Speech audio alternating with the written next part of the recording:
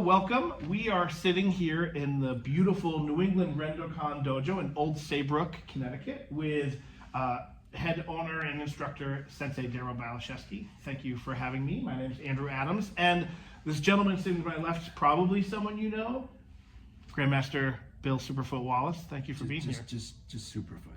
Superfoot, fair enough.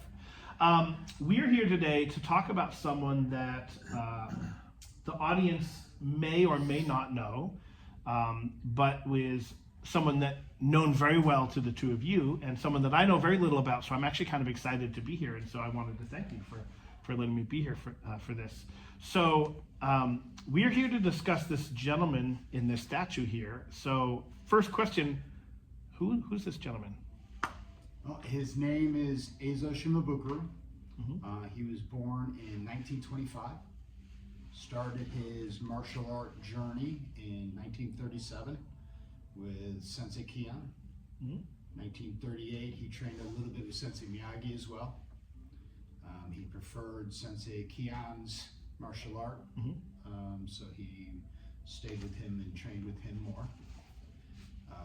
In 1940, around 44, 45, he moved to Osaka in the main island of Japan, and there he trained with Sensei Choki Matobu, was his cousin's neighbor, and he recalls punching that Makarora board thousands of times, something he definitely did not want us doing, but he did it. Later, he trained under Sensei Chojin Shibana, and from that, he kept a little piece of everybody. The Hachi Shodan, Nidan, and Sandan, Aniku Wanshu Seisan, Gujishion Shinto from Sensei Shibana, Sensei Kian's lineage. From Sensei Jibana, it was the 5 Pinons, the 2 Kusankas, and the 2 Pasais. And from Sensei Miyagi, he did Seiyuchin and Sanchin. He taught for over 6 decades. Him and his brother Tatsuo were the first to teach our U.S. Marines in Okinawa. And Air Force. And Air Force, yes, sorry. They say that he taught well over 35,000 of our military people. Wow, that's amazing. Which are, the big reason why his martial art came to the East Coast and the West Coast and with Mr. Wallace. And the first question that I have for you before we move on to some other stuff is, you have this statue of Osensei in your dojo. Why? What's the connection to you, Sensei? He was just an amazing individual, and I have his torii gate right there. I took a 100-foot tape measure on one of my trips and measured his torii gate in his dojo. So I have all the dimensions and everything, and I wanted to recreate that. And unfortunately, he passed away October 22nd, 2017. Very sad day for us all. Lived to be 93. 93 Okinawan terms, so it'd be 92 for us. But I wanted to honor him. And he's someone that you trained with yourself for many years. I made trips over there for over a decade, doing 2 weeks at a time, training with him. I did bring him here in 2008. He taught at the Westbrook Y down the road, and at my other location in Rocky Hill. Was just a phenomenal experience. That's great. A great person. So. And we're sitting here with Superfoot. That's not a coincidence. You have a connection to Osensei as well. When and where did you first meet? I was stationed in Okinawa, 1965-66, Kadena Air Base, Air Force. And I was a judo player. And I was training in judo up until November 65, excuse me. No, 65. And tore my knee up, tore my medial collateral ligament in playing judo. And I was despondent because my judo career was done, because back in 65, 66, if you had a knee injury, your athletic career is primarily over, because they had no idea how to arthroscopically, or they wanted to it was called exploratory surgery at that time. So I thought my career was over. They put in a cast, said, well, you're just gonna make it through the rest of your detachment here at Keating Air Base, and you're going home. So I'm hanging around in crutches, and a friend of mine says, hey, there's a karate school downtown. Let's go check it out. And I said, sure, okay. So I'm on my crutches, and I'm on one leg, and we'll go down to Eizo Shimabukuro's karate school. We go, and I'm sitting on the bench, just watching class, and this black belt walks up to me and says, oh, you do karate? I said, what? He says, you do karate? And I turn to my friend, and he says, do you want to do karate? And I said, yeah, it looks fun. And he says, oh, you stand up. I said, I'm in a cast. I can't. And he said, no problem, you stand up. So I stand up. He said, now we do yoga-geri. What's a yoga-geri? And he says, side kick it. And I started doing side kicks. I can't move, so I'm just doing a side kick, about 14,000 of them. And we leave after the class is over, and I go back to the barracks. And I said, that's kind of neat. So I go back the next week. He says, oh, you're back. I said, yes, sir. He says, now we do whistlekick. I just learned yoga-geri. What's a whistlekick? So I'm whistlekick, roundhouse kicker. So, okay, so I start doing 15,000 of those roundhouse kicks. And after a month or so, I get my leg out of the cast, still wear the brace, but I'm out of the cast. So I go down, I say, I'd like to start taking lessons.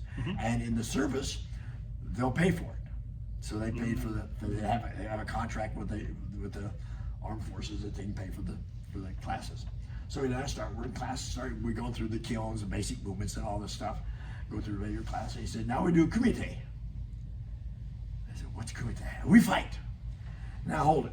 Time out, coach. I'm not like that, of course. But I said, now just a minute. We've been taught, Gakuzuki, Sengozuki, Goizuki, that this punch will kill somebody. Yeah. And now we're going to fight? Excuse me, but I belong to the United States government. And they're going to be a little upset if you kill me. Oh, no, we use kimi. Another one of those words. What is kimi? We focus. Oh, control. Oh, okay, now I understand. So I'm sparring with one of the higher ranked black belts, and I throw a side kick. And he moves out of the way, so I bring the heel around, catch him in the solar plexus, and he drops. You know, again, traditional, you're like this, oh, you don't hit the higher ranks. So I'm standing, he said, what'd you do? And I said, what'd you do? And I said, well, I threw yoga-geri, you back her, and I brought the heel around. He says, uramawashi-geri. Reverse roundhouse kick. Yep. So I said, and there are the three kicks that Superfoot uses: side kick, roundhouse kick, and hook kick. What was his personality like when you started training, when you first met him? Oh, very, very traditional, Back in 65, 66, he didn't speak a lot of English. You know, because the air base was not new; it had been there for a while, but you know, it was still old, and we were new. Yeah. And it was old, very traditional, but short, you know. So, you know, again, the respect, because coming from the judo background, we had all the respect and everything to start with. So, I just respected him, you know, because watching him doing the technique, watching him doing the movements. What it is nowadays, you're watching people do techniques, and it's not even close. The stances are entirely different. Yep. The movement's entirely different. You know, if you look at competition back in the mid 60s, early 60s, I mean, everything was primarily front kick, reverse punch. The spinning back, it came around when Chuck Norris started competing. But up to that time, everything was primarily front kick, reverse punch. In Okinawa, we were thought to Uriken like this. All of a sudden, you get back to the United States, now it's like this.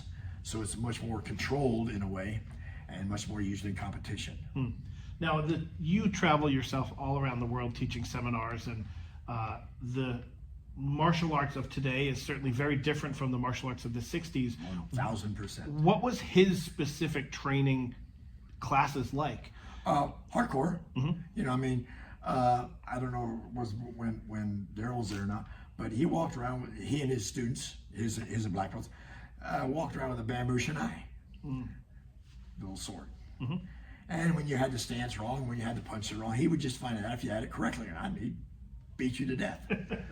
And, you know, I mean, you look back and I says, boy, you know, you're lucky he didn't get sued, or, you know, because that's what happened nowadays in the United States. But we look forward to it. We look forward to him harassing us. We look forward to him caring about us. And I guess that's what the main thing was, because if you care to the point that where he's correcting you, moving around, doing all this, well, he cares. You know, otherwise, as an instructor now, if I'm doing something wrong and this instructor just walks by me, well, I realize he doesn't care about me at all. But if he corrects me, little, you know, like, so, and don't get out, we're taught this. Yeah. Okay, you know, some people might have it like this, some people might have this, some people, you know, might have the thumb inside. Yeah. It's always correcting, and it worked. You started training with him in '65. Yes. How long were you working with him? About 6-7 months. I tore my knee up in November, so I started shortly after that going down to school and training with him a little bit. I got out. I left Kadena June '66. Stationed in San Bernardino. Ironically enough, the funny thing about that, I thought when I left Okinawa, because I wasn't there long enough to make black belt, but I made brown belt. EQ, first brown. So I get back to the United States and I'm saying, well, my martial arts career is over here now because the judo's gone. And I get back there and a friend of mine at the barracks says, hey, you do karate, right? I said, well, I used to. Yeah. He said, well, there's a karate school downtown. I said, really? What are the chances, you know, of the same system being there? So we drive down to the school. It's the name of the school, Shorin School of Karate. I go in, wow. I walk in. I tell him who my instructor is. Really? I said, yes, sir. Well, why? He says, because his brother, Tony Janek, studied under Eizo Shimabukuro back in '64, '65, when Joe was there. And Joe, meaning Joe Louis, yes. The famous Joe Louis.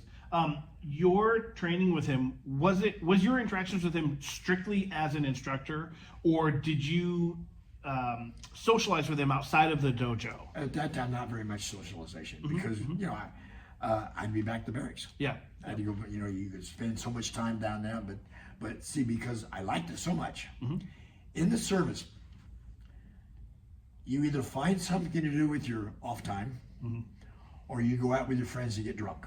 Yeah. Number one, I don't drink, and so I had to find something to do, and the something to do was going to the dojo, working out every night. You know, working every class that I could take. I wanted, because I was so infatuated with it. I just said, wow, this is neat stuff. I like this. You know, because judo, you throw the guy and you let him get back up. And you throw the guy, or he counters you and you throw you and you get back up. And here you find out, hey, striking, I like the striking aspect. Even though I was a wrestler in high school and college, the striking really intrigued me. What was your favorite part of training with him? All of the 6 months you did with him? Working the kicking techniques. Yeah. See, one thing that I loved about the movement, every one of us are individuals. Yep. And remember, when I went into class, I had the bad knee. So you're in Zenkutu Dachi, working your punching techniques. Then you work the front kicks. Sensei, I can't do a front kick with my right leg. What do? He says, turn sideways. Keep it dachi. So I turn sideways. Now we're doing bap, bap, bap. You know, back fist, reverse punch. As I pull the back fist fast, I say sideways. Now throw yokogeri with your left leg.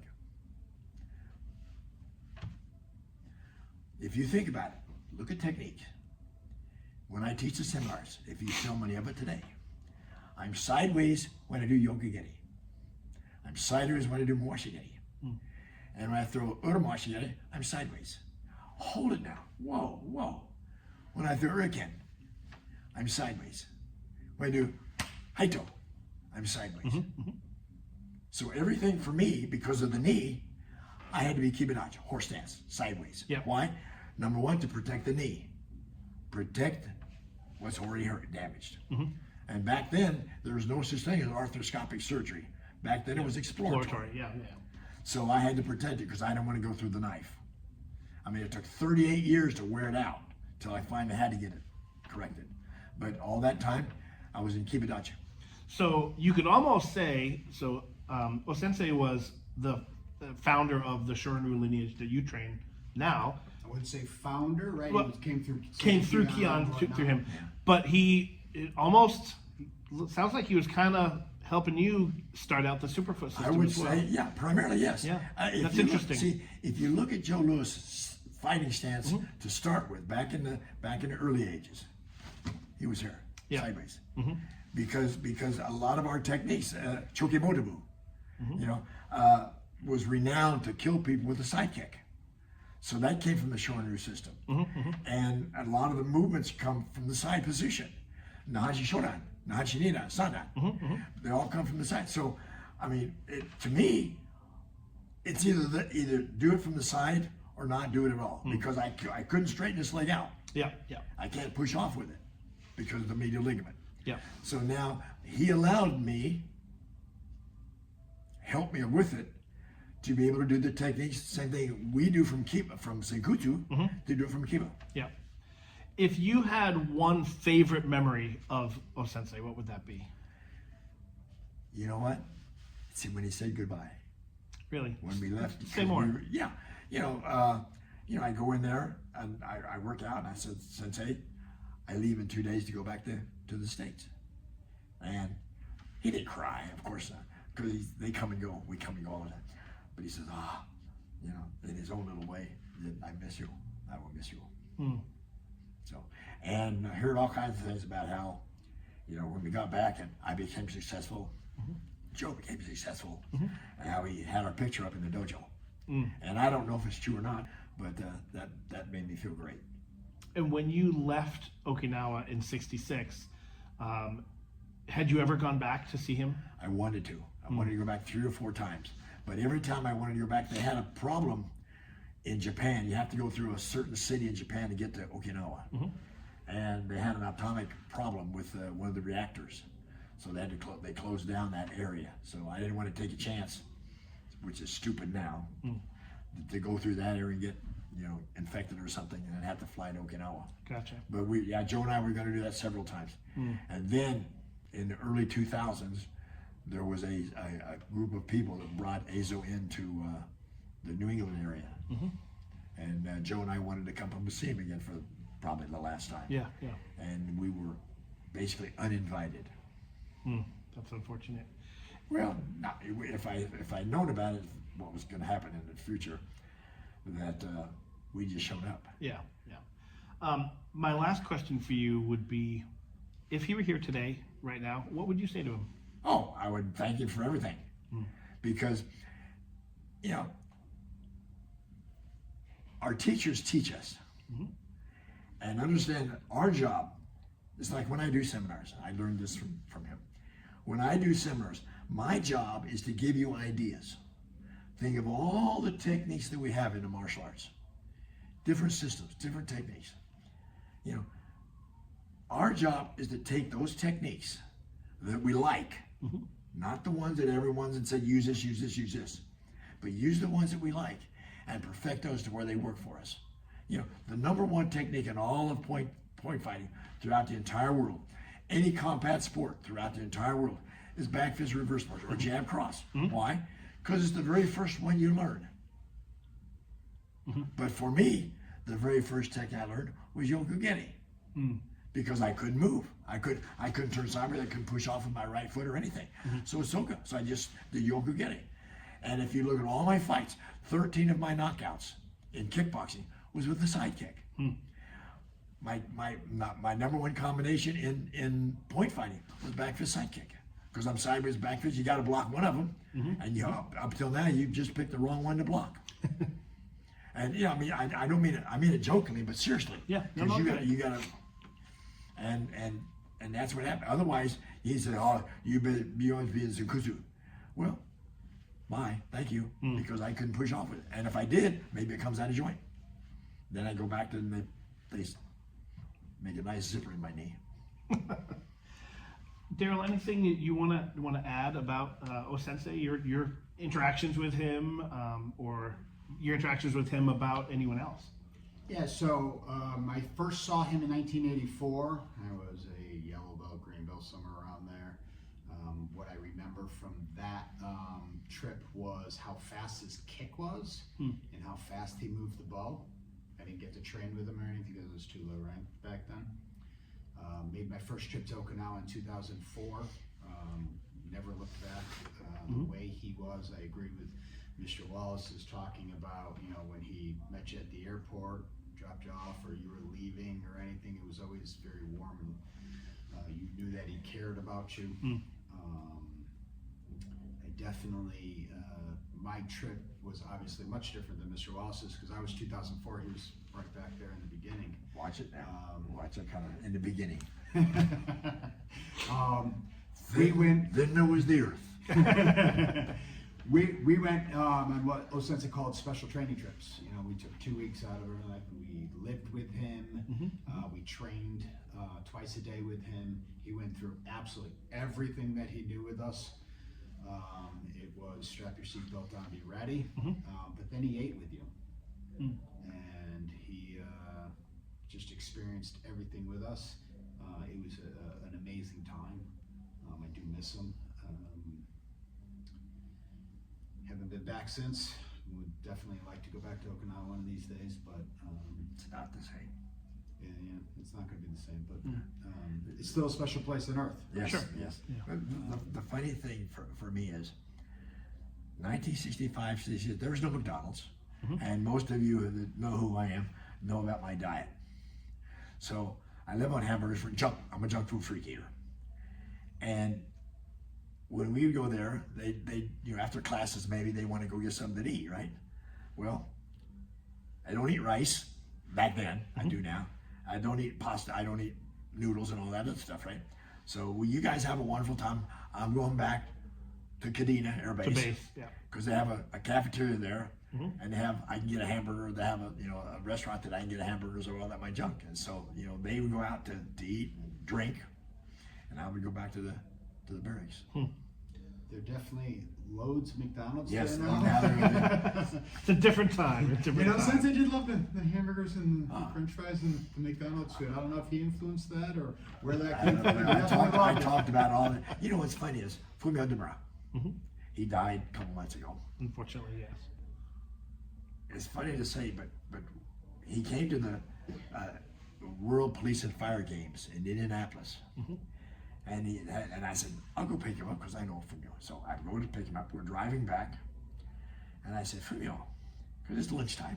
I said, Fumio, have you ever had a hamburger? Oh, Bill. No, it's okay. No hamburger. I said, look, it's lunchtime. Don't you think it's time, since you've been here since 1965, did you want to try a hamburger? Oh, no. But I talked to him. We went to a place called Steak and Shake. And he had his first hamburger. And he goes, oh, very good. So. Well, maybe the same was for us. Yeah, Never well, know. it's they're not bad tasting, no matter where you buy one. Yeah. And they're decent for you because it's hard to screw up a hamburger. And it's good. And we talked about it often because I lived on those things. But Well, I want to thank you for having me come in and chat with you. Superfoot, I want to thank you for your time. my pleasure. But I think we're good. This was fun. Thank you so much. I definitely appreciate both of you participating. The thing about it is our history. A lot of people know that martial arts where it came from and all this, but our instructors now, think about this, everybody out there. Who is your favorite high school teacher? Who is your favorite grade school teacher? You have no idea, right? You don't remember your grade school teacher. I remember my 6th grade school teacher. His name was Mr. Dalton. He taught me how to play baseball. He taught me all kinds of really neat things because we remember our instructors. And what we do is remember our instructor. Why he did what he did? Because you have to love the art to be able to teach it effectively like he did. And that's most important of all. Otherwise, why do it? It's a great way to end. Thank you. Thank you. Thank you.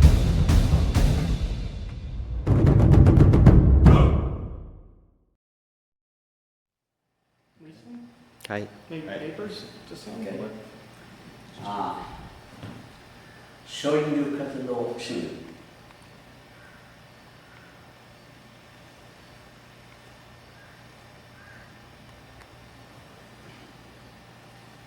空手道の本分は心中に気は勇み義は山よりもなお重く死をばかろしと覚悟せよまたも礼儀を慎みて神を敬い神よりは死も愛して一筋に若いを胸と心せよ武勇は古来我が国の誉れぞ務め励めかしされどそう慎みて単独練りてよくはかれ真偽に厚きは武士道の花にしあれば後先を深く考えかりそめにことの計りぞくれぐれもまたも正義の道なれば銃よりご接するの言葉のごとく柔らかく敵に向かうくれぐれも君に通説親にこう人に打たれず人を打たず当たるく境を当たるならこれまた武道